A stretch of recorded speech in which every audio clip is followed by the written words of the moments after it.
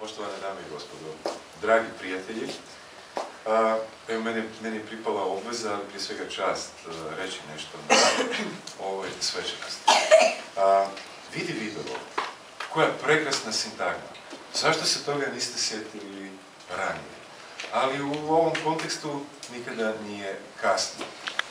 Ako je Vidovo nešto po čemu je Pitomača trenutno najprepoznatljivija, ne trenutno, nego od kad je Svetog Vida ili kao zaštitnika župe, pa i ja prvi put kao mali kad sam čuo za Pitomaču, ona je bila vezana uz kontekst Vidova. Vidovo je naraslo i proslavilo Pitomaču. Pitomačani su toga svjesni, pa su od ove godine prvi puta organizirali i fotonatječaj. Naravno, ne stihijski, nego već zbog toga jer u Pitomači postoji jedna izuzetna tradicija kako filma, tako i njegovog sastavnog dijela, a to je fotografija. Svaki početak je relativan, ali tu relativnost ćemo ovoga puta isključiti. Na ovogodišnju akciju Vidi Vidovo, da ne bih slučajno nešto pogriješio ili koja se održavala za tijeka trajanja manifestacije Dani općine Pitomača od 12.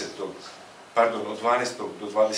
lipnja ove godine, javilo se 7 autora sa ukupno 11 fotografija, čiji je zadatak bio da fotografijom, kadrom, ali i svojim autorstvom zaustave trenutak ozračja, atmosfere, zgode, nezgode, boje, zvuka, mirisa i svega onoga ostaloga zašto bismo na prvi mah dali ruku u vatru da fotografija zabilježiti ne može. No fotografija je izuzetno moćan medij i ona doslovno može sve. 7 autora i 11 fotografija je upravo ovdje izloženo, dokumentiralo meni u prilog ove moje posljednje riječi. Fotografija je zauzela, odnosno, da, opravdano zauzela fotografija autora Tomislava Sajića, kojega svi već jako dobro poznajemo. Fotografija ili pod nazivom folklorna. Zašto? Mi smo međusobno u okviru žiriranja sami sebima, odnosno jedni drugima, pokušavali neke stvari argumentirati. Učinilo nam se, i iza toga stojimo, da je Vidovo ovdje više nego kompletno, više nego zaokruženo i cjelovito. Kako i zašto? U kadru, od ozdo prema gore, ova fotografija spaja Pitomaču kao jedan zemaljski pojam i spaja nju sa njezinim nebeskim zaštitnikom iz ovih sfera, Svetim Vidom. U jednom kadru dva elementa, ovo svjetovni i ono svjetovni. I ono što se niže unutar kadrova prvog, drugog, trećeg, četvrtog reda stremi prema gore. Znači, okomita kompozicija u okomitom stremljenju. Za Vidovo, ovi ljudi ovdje plešu, pjevaju, slave, odnosno žive. Drugi promatraju, hvale, uživaju, lijepo im je.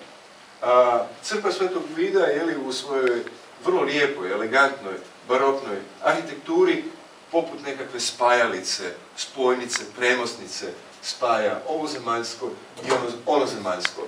Sve Pitomačane i njihove goste, a sa Svetim Vidom izravno.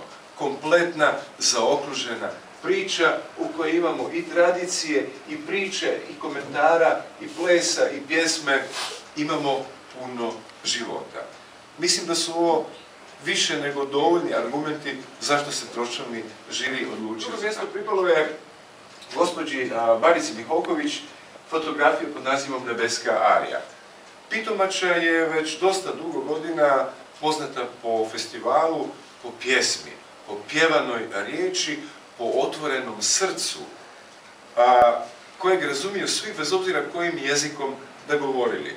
Jer glazba je jedina apsolutna umjetnost i nije bitno koja je ona kategorija. Da li je klasična, da li je tradicijska, a pogotovo ako je ovako vezana uz zdravu, uz zdravski običaj, uz jednu rijeku koja spaja toliko puno naroda, kultura, vizije, ideje. Fotografija govori o Pitomači na jedan drugačiji način.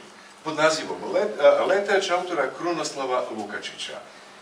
Mogli bismo reći, i mi smo tako razgovarali, ona je možda snimljena u Hong Kongu, možda je snimljena u Zagrebu, a možda, kao što bi rekao gospodin Balić, u Moskvi.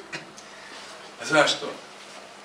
Ovakvih prozora svugdje, ovakve živahne mladosti, sklone životu, u najpotpunijem smislu ima svugdje.